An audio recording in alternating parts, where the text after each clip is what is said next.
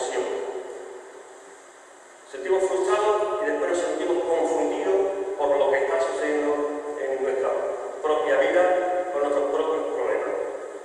Ahora bien, lo que tenemos que saber de los periodos de frustración es que es un factor que hace triste o hace añicos a nuestra fe. Tenemos que tener mucho cuidado cuando nos encontramos en ese periodo. Hace triste nuestra fe, todas nuestras expectativas se van al garete. Y es un periodo donde nuestra fe va a ser probada. Es un periodo donde nuestra fe va a ser probada. Y tenemos que saber qué propósito hay por el cual Dios prueba nuestra fe en esos periodos. Y yo voy a presentar un triple propósito por el cual Dios prueba nuestra fe. El primero de ellos es fortalecer nuestra fe. El segundo de ellos es cultivar tanto nuestra confianza como la dependencia del Señor. Y el tercer propósito es para crecer y madurar espiritualmente. Así que, hermanos, cuando el Señor está probando tu fe, el propósito que conlleva es fortalecer nuestra fe, que nuestra confianza y nuestra dependencia del Señor crezca, y que en ese periodo nuestra espiritualidad madurará mucho más.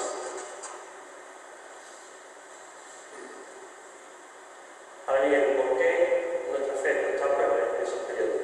Simplemente porque la fe ocupa el primer lugar dentro de las prioridades de Dios. Dice el autor anónimo de Hebreos, pero sin fe es imposible de agradar a Dios, porque es necesario que el que se acerca a Dios crea que le hay, y que hay es galardonador de los que le buscan.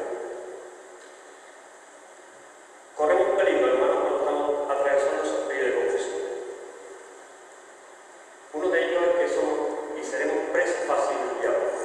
Y el diablo, como es padre de mentira, comenzará con su mentira y te dirá, ya el Señor no quiere. El Señor no quiere aquí. Oye, que es mentira todo lo que está escrito. Todo lo que tú has leído es mentira. El diablo se ha olvidado completamente de él. Y además una terrible sensación de abandono nos cubre por completo. Y nos preguntamos, ¿dónde está Dios? ¿Dónde está Dios? ¿Dónde buscar ayuda? ¿Quién me puede aconsejar? ¿Dónde busco la fe que perdí? ¿En quién puedo confiar? Ahora bien, hermano, hay un trágico destino para cuando nos sentimos así. No estoy diciendo que ese va a ser el final, pero sí tenemos que ser conscientes de que corremos, porque el creyente puede llegar a un trágico destino, porque poco a poco su aliento se irá apagando, su fuerza también. Dejará de orar, porque dejaremos de orar, dejaremos de leer la Biblia, dejaremos incluso de asistir a la iglesia. Y algunos perderán el control de sí mismos y harán cosas que quizás antes no pensaron en hacer. ¿Dónde está Dios? Señor, lo que está sucediendo en mi vida no tiene sentido para mí. Bien, ahora vamos a tratar la parte positiva. ¿De acuerdo? Cuando nos sentimos esa sensación de abandono, lo más lógico y propio, digamos, como he dicho antes, ¿dónde está Dios? Bien, pues vamos a ver cómo Dios trata en esos periodos de crisis. Y el primer periodo, o el primer área, es que Dios está presente en nuestras vidas, aunque a mí no me parezca. Dios está ahí. Pero tenemos que ver dos patrones que no debemos de seguir. ¿De acuerdo? Dos patrones que no debemos seguir. El primero de ellos es depender de nuestras propias habilidades, de nuestras propias fuerzas, o de buscar las soluciones por nosotros mismos. Ya lo dijo Salomón, confía en el Señor y no te apoyes en tu propia prudencia. ¿De acuerdo? Así que el primer patrón que no debemos de seguir es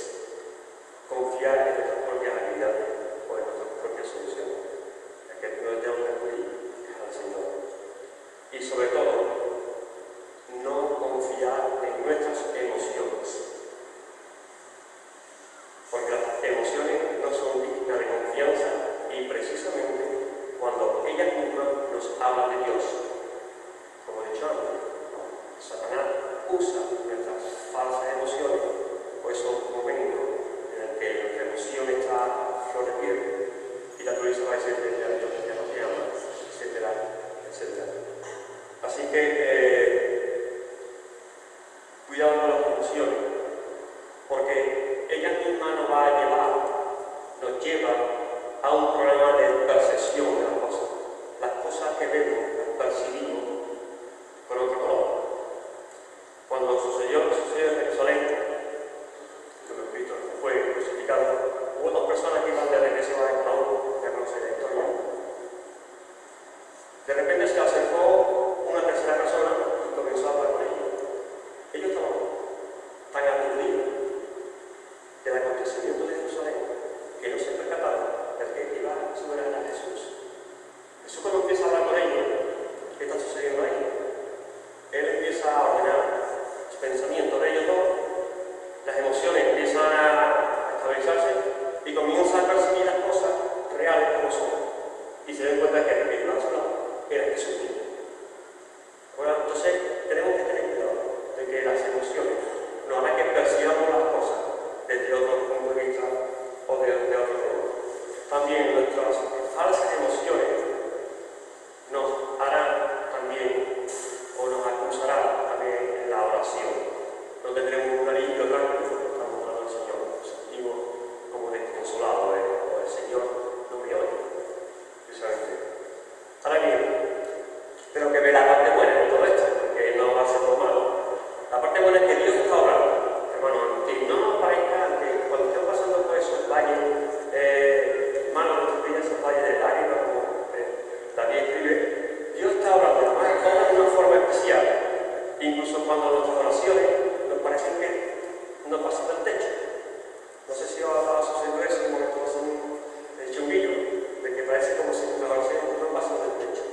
Dios obra de una forma especial, la percepción de lo que sucede a nuestro alrededor cambia por completo. Así que también tenemos que saber que Dios es fiel a sus promesas. Hemos leído en 7 versículos del Salmo 131 10 promesas del Señor. Hermano, 10 promesas del Señor. Cuando tengáis tiempo a leer y buscáis esas 10 promesas del Señor, en 7 versículos, mi hermano, Dios es fiel a cada una de sus promesas. Y digo esto porque si fuese todo lo contrario, Dios sería mucho mentiroso. Y la Biblia te voy a revelar que Dios cumple bien. Así que el Señor es fiel a sus promesas. Si Él dice que va a cuidar de ti, va a cuidar de ti. Si Él dice que te va a guardar, Él te va a guardar. Si dice que tu pie no caerá en el tapadero, no caerá en el tapadero. Y Él estará siempre, siempre junto a nosotros.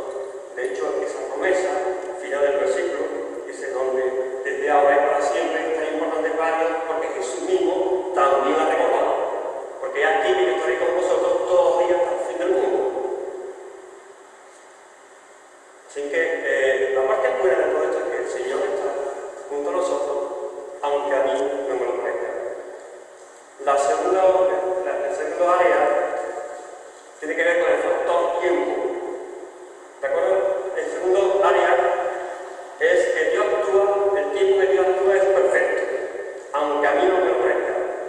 Y tenemos que saber dos conceptos referentes al tiempo. El primero de ellos es que el tiempo es enemigo de nuestra fe. El tiempo es enemigo de nuestra fe. Queremos respuestas instantáneas, ya. Como dice una hermana, melón y tal hermano. Bien, el tiempo es enemigo de nuestra fe. Y aparte, el segundo concepto que tenemos que saber es que el tiempo de Dios es totalmente diferente al nuestro. A veces Él puede ser lento a responder. Y eso quizás me impaciente, me doy por vencido. Y busque ayuda en otro sitio. Y pongo, por ejemplo, estas personas que llaman al 806 a esas cosas, a las cartas. ¿Por qué? Porque llaman a ese sitio? Porque quieren respuesta inmediata.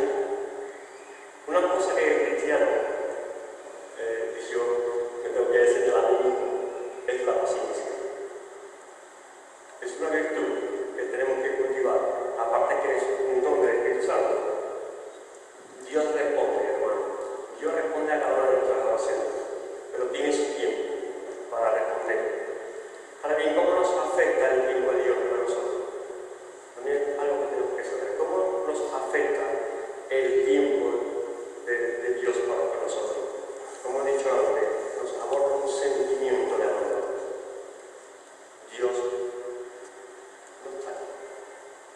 Y de hecho, cuando Jesús entraba en Betania, cuando murió Lázaro, Marta salió de su encuentro y le dijo: Señor, si tú hubieses estado aquí, mi hermano no hubiese muerto. En cierta forma, creo que nos ha hablado. También pensamos que el Señor llega tarde. Cuando Jesús recibió la noticia de que Lázaro estaba gravemente enfermo, tardó 4 días en llegar a la aldea de la ciudad de Betania. 4 días. Podemos pensar que el Señor llega tarde. Pero Jesús llegó en el momento preciso. Jesús no llega tarde, llega tarde. Y después, yo creo que nos puede pasar de que cuando las cosas se alargan en el tiempo y que al final se resuelven, caemos en la impotencia y podemos preguntarnos: Señor, como dije antes, si tú eres todo conocimiento, si tú tienes el poder, ¿por qué has permitido que todo esto se avance en el tiempo? Es necesario pasar por todo este calvario que estoy pasando, porque yo no soluciono nada. ¿De acuerdo? A ver, lo que tenemos que saber con referencia al tiempo de Dios es que a los que aman a Dios, hermanos, todas las cosas le ayudan a Dios. Eso no es lo mismo. Lo que tenemos que saber con referencia al tiempo de Dios es que los que aman a Dios, todas las cosas le ayudan bien. Segundo, que Dios nunca llega tarde y que su horario, queridos hermanos, tengo que decirlo de esta forma, es diferente al nuestro. Pero Dios nunca llega tarde. Lo que tenemos que saber ante el sentimiento de abandono es que somos increíblemente valiosos para Dios.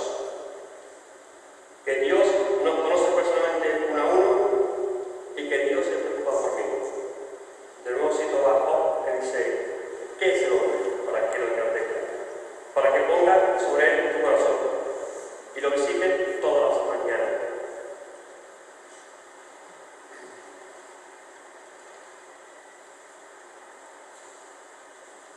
También la preocupación del Señor se traduce o se compara con la de un padre cuando Lucas escribía: así vosotros, siendo malos, sabéis buenas dádivas a vuestros hijos, cuánto más vuestros padres celestiales os darán.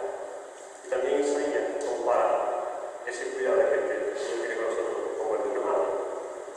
Es como aquel a quien consuela a su madre, así os consolaré yo a vosotros.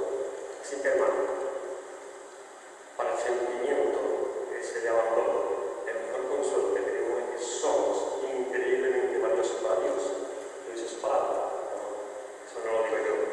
Pero hay un pero, en todo esto hay un pero. Aún así, teniendo la evidencia de la palabra,